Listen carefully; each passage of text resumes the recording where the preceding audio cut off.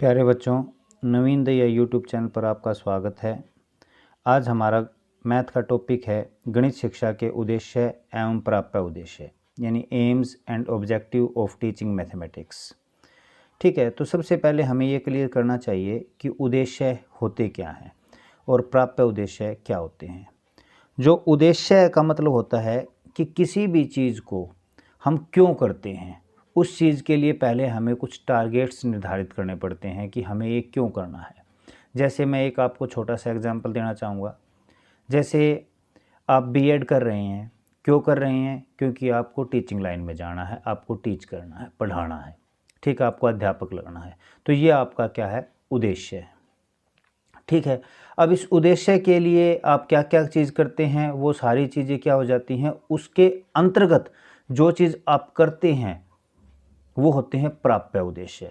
यानी जो एम्स है वो वास्ट है, आपका मेन टारगेट है, और उस टारगेट से पहले जो कुछ आप, जैसे आज आप मैथ की क्लास अटेंड कर रहे हैं, वो आपका प्राप्य उद्देश्य है कि आज आप मैथ की क्लास अटेंड क्यों कर रहे हैं। ये आपका उस टारगेट को पूरा करने के लिए आज जो आप काम कर रहे हैं वो प्राप्य उद्देश्य है।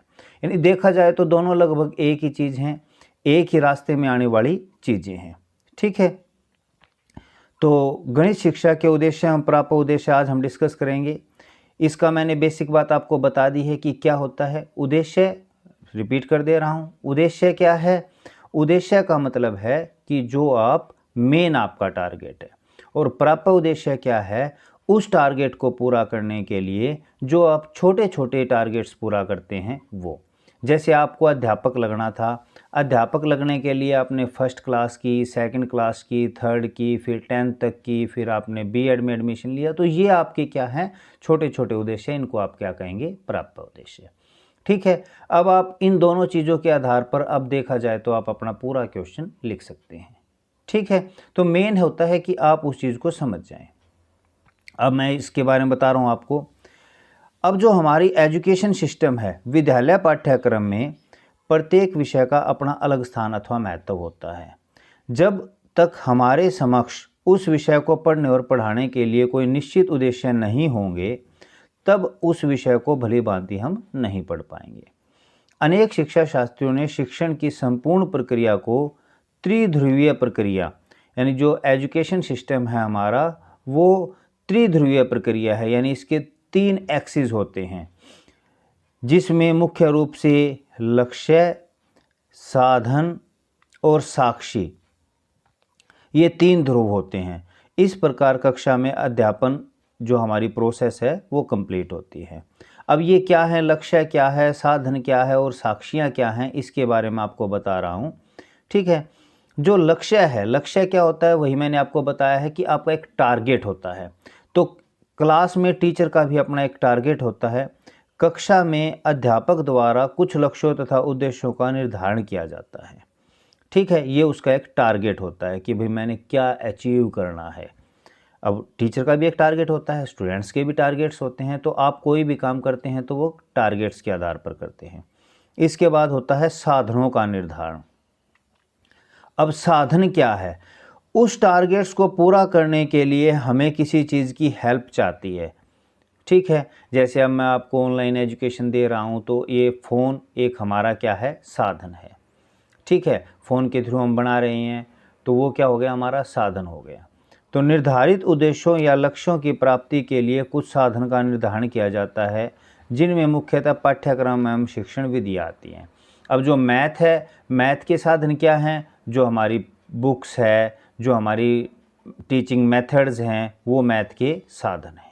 ठीक है, तो सबसे पहले क्या होता है? लक्ष्य, फिर उसके बाद क्या होता है? साधन, और लास्ट में आती हैं हमारी क्या? साक्षियाँ, एविडेंसेस, मतलब कोई एक तरीके से फीडबैक आप यहाँ इसको कह सकते हैं।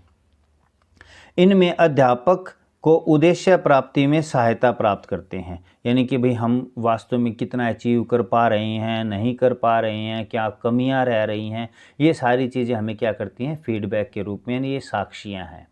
ठीक है, यानी एक तरीके से एक एग्ज़ाम कह लो आप, एवल्यूएशन है कि हमने क्या सीखा, क्या नहीं सीख पाए, क्या कमी रही, क्या सुधार की आवश्यकता है। तो ये सारी चीज़ें क्या कहलाती हैं? साक्ष्य कहलाती हैं, ये फीडबैक कहलाती हैं। ठीक है, यह प्रक्रिया संपूर्ण शिक्षा प्रणाली को आधार प्रदान करती है। इस प्रक्रिया को डॉक्टर B.S. ब्लूम ने निम्न प्रकार से प्रदर्शित किया है। अब ब्लूम जो एक शिक्षा शास्त्री हुए हैं, जो डॉक्टर B.S. ब्लूम जो एक शिक्षा शास्त्री हुए हैं, उन्होंने इस त्रिध्रुवीय शिक्षा प्रणाली को इस रूप में हमें समझाया है कि ये 3 एक्सिस हैं हमारे, एक एक्सिस ये है, एक एक्सिस ये है और एक एक्सिस ये है। इस एक्सिस पे कौन है? लक्ष्य है, टारगेट है। इस एक्सिस पे टारगेट को प्राप्त करने के लिए जो हमने सोर्सेज, जो हमने साधन अपनाए हैं वे हैं। यहाँ हमारा जो है कि उस टारगेट को अचीव करने के लिए जो हमारे कोशिशें हैं वो किस हद तक कामयाब हुई हैं, नहीं हुई हैं, ये हमारी साक्षियाँ हैं, फीडबैक्स हैं। क्लियर है? ठीक है, अब आगे देखते हैं। शिक्षण की इस प्रक्रिया को त्रिध्रुवीय प्रणाली भी कहा जाता है, ये मैंने आपको ऑलरेडी बता दिया है। शाब्दिक रूप से उद्देश्य, अब यहाँ उद्देश्य का हम संधि विच्छेद करेंगे कि उद्देश्य होता क्या है। उत जमा दिश, उत का मतलब यहाँ क्या है? उत का अर्थ है ऊपर की ओर देखना, तथा दिश का क्या अर्थ है? दिशा देखना, यानी ऊपर की दिशा को देखना, ऊपर की ओर देखना ही हमारा क्या है? उद्देश्य होता है। इस प्रकार उद्देश्य का शाब्दिक अर्थ है उच्च दिशा दिखाना, यानी एक स्टूडेंट के लिए भी टीचर लगना वो एक उसका उच्च टारगेट है, एक उद्देश्य है। ठीक है, यानी वो अपने आप को ऊंचा दिखाने की कोशिश करेगा। तो ये सारी चीज़ें क्या कहलाती हैं? उद्देश्य।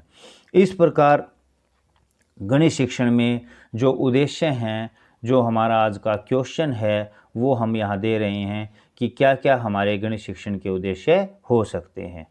ठीक है, तो यहाँ मैं कुछ उद्देश्यों के बारे में बताऊंगा आपको, और उन उद्देश्यों के बारे में जो हमारे शिक्षा शास्त्री हुए हैं उन्होंने क्या वक्तव्य कहे हैं, क्या पंक्तियाँ कही हैं, क्या शीर्षक कहे हैं, वो हम सारे आज डिस्कस करने वाले हैं।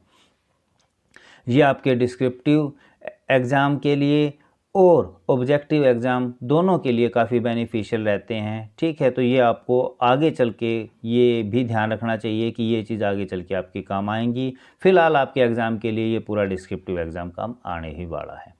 अब ये है बौद्धिक उद्देश्य। तो सबसे पहला उद्देश्य मैंने कौन सा बताया है आपको? बौद्धिक उद्देश्य।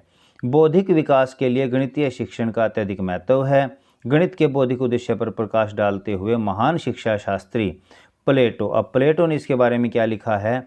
गणित एक ऐसा विषय है जो मानसिक शक्तियों को प्रशिक्षित करने का अवसर प्रदान करता है।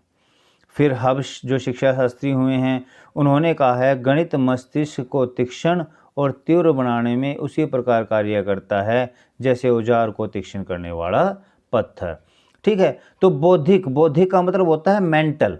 ठीक है, यानी कि दिमाग के थ्रू जो हम कार्य करते हैं तो उसे हम बौद्धिक उद्देश्य कहते हैं। तो इस संदर्भ में प्लेटो और हब्स ने जो लिखा है वो उन्होंने दोनों ने मानसिक यानी कि बुद्धि के लिए हिसाब से ये चीज़ लिखी हैं। इसके बाद सेकंड है हमारा प्रयोगात्मक उद्देश्य। तो आज मैं ये उद्देश्य आपको बता रहा हूँ। ठीक है, तो ये कई तरह के उद्देश्य हैं। इन उद्देश्यों के बारे में जो जो प्रतिक्रियाएं दी गई हैं हमारे शिक्षा शास्त्रियों के द्वारा वो हम पढ़ रहे हैं। प्रयोगात्मक उद्देश्य, प्रयोग का मतलब है कि हम अपनी डेली लाइफ में मैथ का कहाँ यूज करते हैं। तो हमारी दैनिक क्रियाओं, मापतोल और गणनाएं इस पर भी आधारित हैं। इस संबंध में यंग महोदय ने सही ही कहा है कि लौह, वाष्प, विद्युत के इस युग में जिस ओर भी मुड़कर देखें गणित ही गणित है, गणित ही सर्वोपरि है। यानी कि आज जो युग है वो लोहे का युग है, वाष्प का युग है, विद्युत का युग है, लेकिन इस युग होने के बावजूद जो मैथ है वही सर्वोपरि माना गया है। यदि यह रीढ़ की हड्डी निकाल दी जाए तो हमारी भौतिक सभ्यता का ही अंत हो जाएगा। यानी यंग महोदय ने जो गणित है उसे क्या माना है? हमारे शरीर की रीढ़ की हड्डी। अब रीढ़ की हड्डी आपको पता है क्या होती है? यदि शरीर के अंदर रीढ़ की हड्डी नहीं रहेगी, रीढ़ मतलब सारी चीज़ें उसी पर बेस्ड है। हमारा पूरा शरीर, पूरा ढांचा, हमारे शारीरिक ढांचा रीढ़ की हड्डी पर ही, रीढ़ पर ही बेस्ड होता है। ठीक है, यदि रीढ़ की हड्डी में कोई प्रॉब्लम आती है तो हमारा पूरे शरीर का संतुलन बिगड़ जाता है, तो हमारी भौतिक सभ्यता का ही अंत हो जाएगा। तो मैथ हमारे जो शिक्षा है उसमें एक रीढ़ का काम करती है। हम बैकन के अनुसार गणित सभी विज्ञानों का सिंह द्वार एवं कुंजी है। ये हमने पिछले क्वेश्चंस में भी पढ़ा है। ठीक है, ये तो बहुत इंपॉर्टेंट कंसेप्ट है, एक क्वेश्चन भी आपका बनता है यहाँ से। अगला है हमारा अनुशासन संबंधी उद्देश्य। अनुशासन क्या होता है? डिसिप्लिन। ठीक है, तो डिसिप्लिन क्या है? अब मैथ कैसे डिसिप्लिन करता है बच्चों को, वो हम दिखा रहे हैं। गणित ही ऐसा विषय है जिसके अध्ययन से बच्चों में कठिन परिश्रम, एकाग्रता, सही तरीके से कार्य करने की आदतों का विकास होता है। इस संबंध में लोक ने, जो जॉन लॉक हुए हैं, उन्होंने कहा है कि गणित एक ऐसा मार्ग है जिससे मन में तर्क की आदत पनपती है, यानी लॉजिक, यानी बच्चा जो है वो लॉजिक के थ्रू चीज़ों का जवाब देना सीखता है। तो मैथ के थ्रू हमारे अंदर क्या विकास होता है? अनुशासन का विकास होता है। तो अभी जो हमने पढ़ा है, अभी हमने 3 पढ़े हैं, बौद्धिक उद्देश्य, प्रयोगात्मक उद्देश्य, अनुशासन संबंधी उद्देश्य। इसके बाद क्या है? मैथ के थ्रू हमारा नैतिक उद्देश्य का भी विकास होता है, नैतिक उद्देश्य हमें मिलता है। गणित पढ़ने में बच्चों में सच्चाई, ये नैतिक बातें हैं, ईमानदारी, आत्मसम्मान, धैर्य आदि नैतिक गुणों का विकास होता है। इस बारे में जो डटन हैं, जो दार्शनिक हुए हैं, उन्होंने कहा है कि गणित तर्क सम्मत विचार, यथार्थ कथन, सत्य बोलने की सामर्थ्य प्रदान करता है। तो ये हमारे कैसे उद्देश्य हैं? मैथ के नैतिक उद्देश्य हैं। इसके बाद बारी आती है सामाजिक उद्देश्य की। तो मनुष्य एक सामाजिक प्राणी है। सामाजिक जीवन यापन के गणित के ज्ञान की अत्यधिक आवश्यकता होती है। नेपोलियन के शब्दों में गणित की उन्नति तथा वृद्धि देश की संपन्नता से संबंधित है। तो जो नेपोलियन है, उन्होंने गणित के सामाजिक उद्देश्यों को प्रतिपादित करते हुए कहा है कि गणित की उन्नति ही वृद्धि देती है, देश की वृद्धि करती है, देश को उन्नत बनाती है।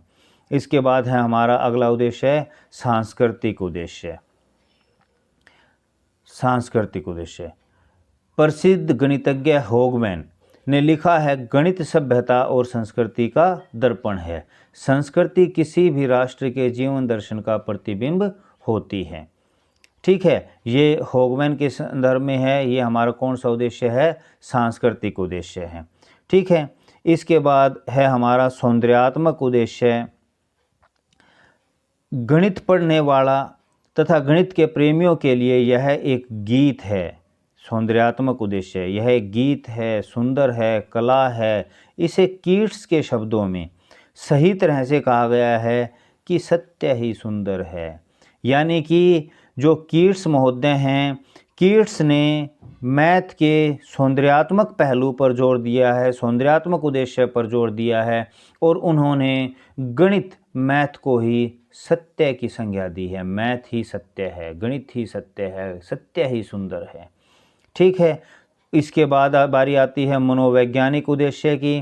तो बच्चों, आपने एक चीज़ ध्यान रखनी चाहिए कि जो हमारे उद्देश्य हैं, वो देखा जाए तो सारी तरह के उद्देश्य मैथ पूर्ण करता है। चाहे उसमें बौद्धिक उद्देश्य हो, चाहे उसमें नैतिक उद्देश्य हो, चाहे उसमें प्रयोगात्मक उद्देश्य रहे हों, तो सभी तरह के उद्देश्यों की प्रतिपूर्ति हमारी मैथ के द्वारा होती है। अब है मनोवैज्ञानिक। गणित की शिक्षा में मनोविज्ञान दृष्टिकोण से भी उपयोगी होता है। गणित में क्रियाओं तथा अभ्यास कार्य पर बल दिया जाता है, जिससे गणित का ज्ञान अधिक स्थायी हो जाता है। इसके बाद है वैज्ञानिक दृष्टिकोण से संबंधित उद्देश्य।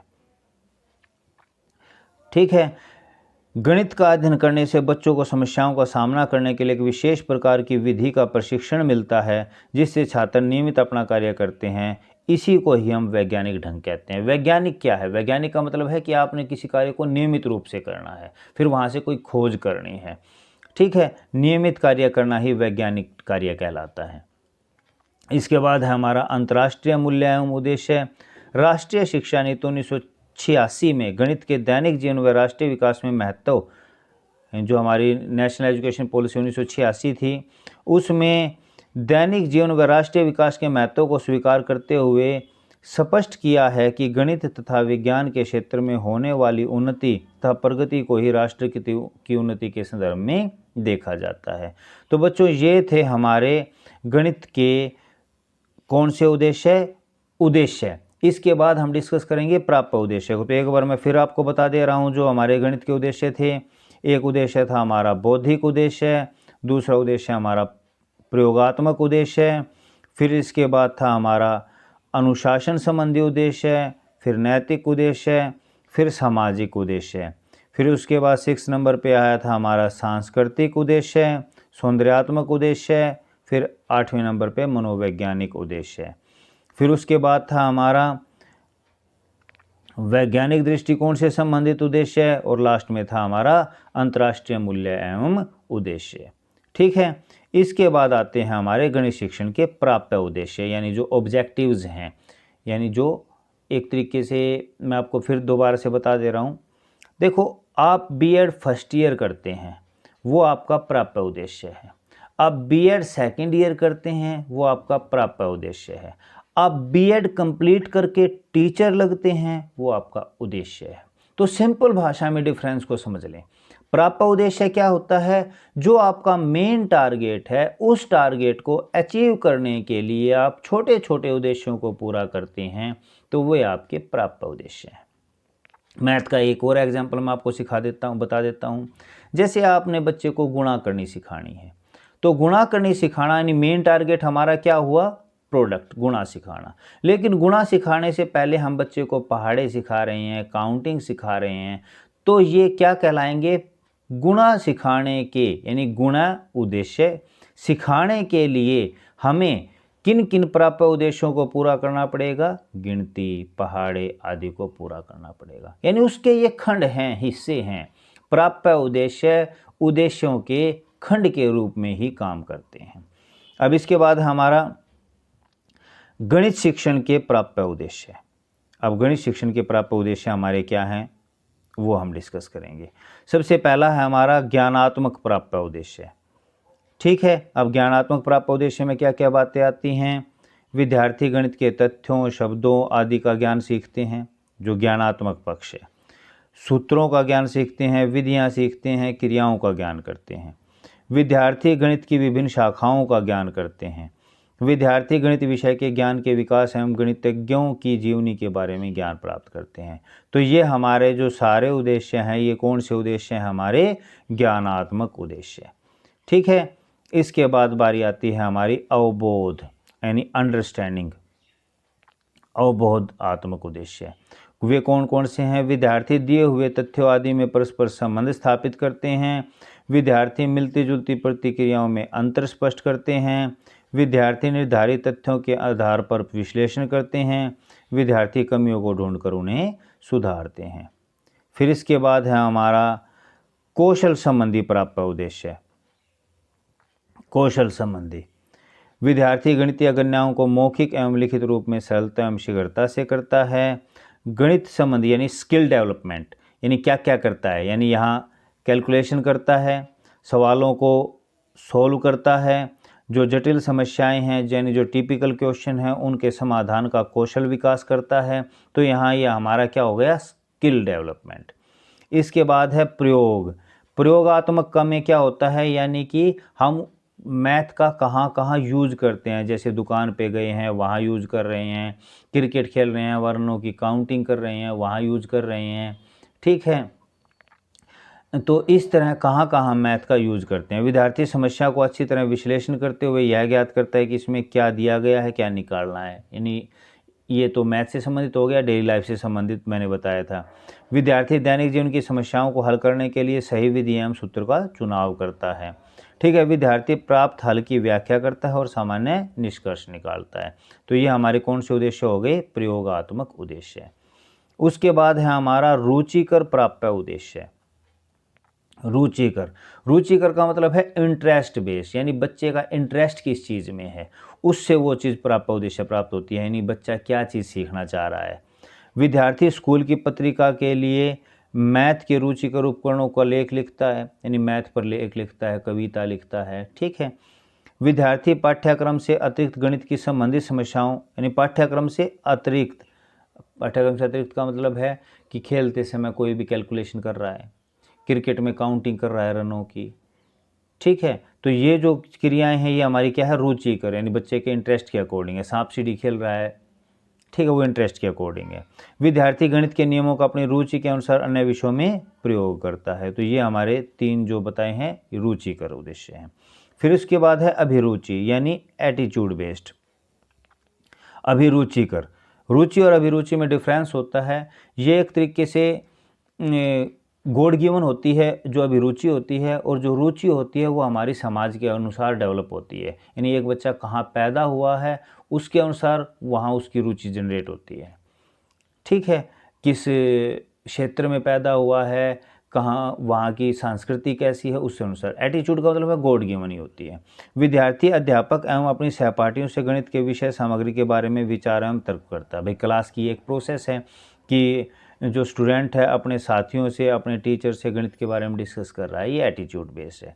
विद्यार्थी गणित संबंधी परीक्षाओं को देने में आनंद की प्राप्ति करता है। विद्यार्थी गणित में कमज़ोर सहपाठियों को सीखने में उनकी सहायता करता है। ये तो हो गया एटीट्यूड बेस्ड। इसके बाद है हमारा सराहनात्मक, यानी कि हमें एक दूसरे की सराहना करनी चाहिए। मैथ में हमें सराहना करनी भी पता होती है। विद्यार्थी दैनिक जीवन में गणित की उपयोगिता एवं महत्व की प्रशंसा करता है। वही मैंने आपको बताया जैसे क्रिकेट वगैरह का, हर एक चीज़ में आप उस चीज़ का एग्जाम्पल ले सकते हैं। विद्यार्थी आधुनिक सभ्यता के विकास में गणित के योगदान की सराहना करता है। गणित सभी विज्ञान और कलाओं की कला है, इस बात की विद्यार्थी सराहना करते हैं। यानी मैथ हर जगह इम्पोर्टेंट रोल प्ले करता है, ये कहना चाह रहा है वो। इसके बाद है वैज्ञानिक दृष्टि संबंधी प्राप्य उद्देश्य है, यानी जो मैथ है वो विज्ञान की दृष्टि से कैसे इम्पोर्टेंट है।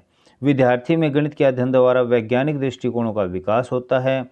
विद्यार्थी किसी नियम, सूत्र या विज्ञान के तर्क के आधार पर स्वीकार करता है। विद्यार्थी दूसरे के विचारों को धैर्य के साथ सुनता या समझता है।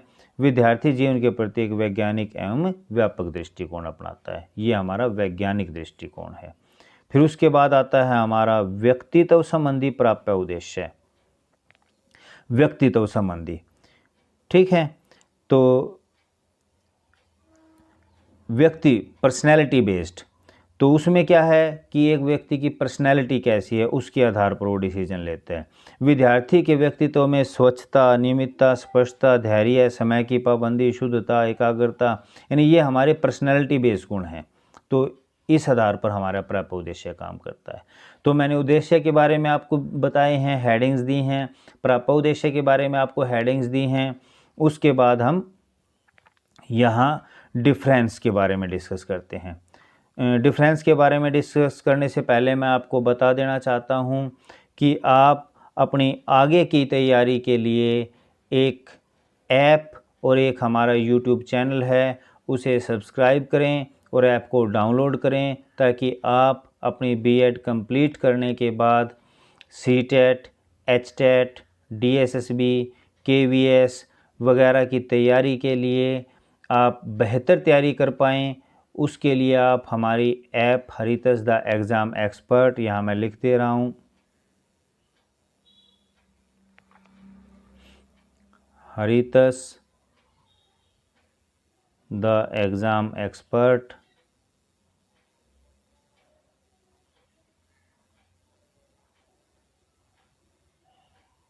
ये हमारी ऐप भी है और हमारा यूट्यूब चैनल भी है। इसे ज़रूर डाउनलोड करें और इसे ज़रूर सब्सक्राइब करें। आपको यहाँ काफ़ी इन्फॉर्मेटिव वीडियोस मिलती रहेंगी और यहाँ काफ़ी अच्छी तरह से, जैसे बहुत सारे बच्चों को मैथ में प्रॉब्लम आती है, तो मैथ के शॉर्ट ट्रिक्स जो आपकी डीएसएसबी, एचटेट वगैरह में काम आएंगी, वो मैं आपकी करवाता हूँ। एक दो वीडियो को आप देखने से खुद अंदाज़ा लगा सकते हैं कि ये ऐप और ये यूट्यूब चैनल आपके लिए कितना यूज़फुल रहेगा। तो Haritas the exam expert YouTube channel को ज़रूर सब्सक्राइब करें। तो अब हमारा जो पॉइंट था वो क्या था, उद्देश्य तथा प्राप्य उद्देश्य में अंतर। तो हमने उद्देश्य के बारे में जानकारी हासिल कर ली है और प्राप्य उद्देश्य के बारे में हमने जानकारी हासिल कर ली है। तो मैंने आपको ब्रीफली बता दिया था कि उद्देश्य क्या है और प्राप्य उद्देश्य क्या है। उद्देश्य क्या होते हैं, यहाँ चीज़ हम यही देख रहे हैं। उद्देश्य एक व्यापक क्षेत्र है, मतलब मेन टारगेट है। प्राप्य उद्देश्य संकुचित या सीमित है, मतलब आपने बीएड करनी है तो बीएड करना आपका उद्देश्य है, और बीएड फर्स्ट ईयर करना वो आपका प्राप्य उद्देश्य है। सिंपल सी बात है। ये दीर्घकालीन होता है, ये अल्पकालीन होती है। उद्देश्य अस्पष्ट एवं अनिश्चित हो सकते हैं, ठीक है, लेकिन ये निश्चित एवं स्पष्ट होते हैं। इनकी प्राप्ति में विद्यालय समाज एवं संपूर्ण राष्ट्र जिम्मेदार होता है। मतलब आपका कॉलेज कैसा है, एक सिंपल एग्जाम्पल दे रहा हूँ मैं आपको, ठीक है। इनकी प्राप्ति की जिम्मेदारी प्राय शिक्षक की ही होती है। प्राप्त उद्देश्य मतलब एक क्लास लेवल तक सीमित हो जाते हैं। एक हर एक चीज़ का अपना देखो, नौकरी हासिल करने के लिए आपने पहली की, वो प्राप्त उद्देश्य है। पहली करने के लिए आपने जमा सीखी, घटा सीखी, वो आपका वहाँ प्राप्त उद्देश्य है। यानी यदि आपका उद्देश्य मात्र पहली करना है तो वो उद्देश्य है। उसके लिए आपने जमा घटा सीखी, वो आपका प्राप्त उद्देश्य है। आपने नौकरी हासिल करनी है, उसके लिए आपने पहली क्लास की, तो पहली क्लास आपका प्राप्त उद्देश्य है और नौकरी आपका उद्देश्य है। तो एक टाइम पर एक चीज़ उद्देश्य है और एक टाइम पर वही चीज़ प्राप्त उद्देश्य है, ठीक है। आगे है, इनकी प्राप्ति का मापन एवं मूल्यांकन किया जा संभव नहीं है, इनका संभव है। इनका संबंध शिक्षा तथा भविष्य से होता है, यानी भविष्य का मतलब जैसे अभी मैंने आपके बारे में बताया है, यह शिक्षा में निहित होते हैं। इनका स्रोत समाज शास्त्र, दर्शन शास्त्र तथा संपूर्ण शिक्षा शास्त्र होता है। इनका मुख्य स्रोत साइकोलॉजी होता है, मनोविज्ञान होता है, ठीक है। प्राप्य उद्देश्य इनमें निहित होते हैं, यानी प्राप्य उद्देश्य जो होते हैं वो उद्देश्यों में शामिल होते हैं, लेकिन जो प्राप्य उद्देश्य हैं वो उद्देश्यों का ही एक भाग होते हैं। ये व्यक्तिनिष्ठ हैं और ये हमारे वस्तुनिष्ठ हैं, यानी ये तो सब्जेक्टिविटी है और ये ऑब्जेक्टिविटी है। इसके बाद है, ये प्रत्येक समाज व राष्ट्र की आवश्यकता एवं आकांक्षाओं के अनुसार परिवर्तनशील होते हैं और प्राप्य उद्देश्य निश्चित होते हैं तथा प्रत्येक विषय या प्रकरण के लिए भिन्न होते हैं, ठीक है। तो ये आज का हमारा टॉपिक था, AIIMS and objective of maths, ठीक है। उद्देश्य एवं प्राप्य उद्देश्य गणित से संबंधित, कि गणित के अंदर हमें क्या चाहिए क्या नहीं चाहिए, ठीक है बच्चों। तो ये हमारा आज का लेक्चर था। इस लेक्चर में मैंने आपको पूरी गहराई से उद्देश्य एवं प्राप्य उद्देश्य के बारे में बताया है। आपके एग्ज़ाम के दृष्टिकोण से काफ़ी यहाँ इम्पोर्टेंट चीज़ें दी हैं। गणितज्ञों के बारे में मैंने काफ़ी बातें यहाँ आपको बताई हैं, ठीक है।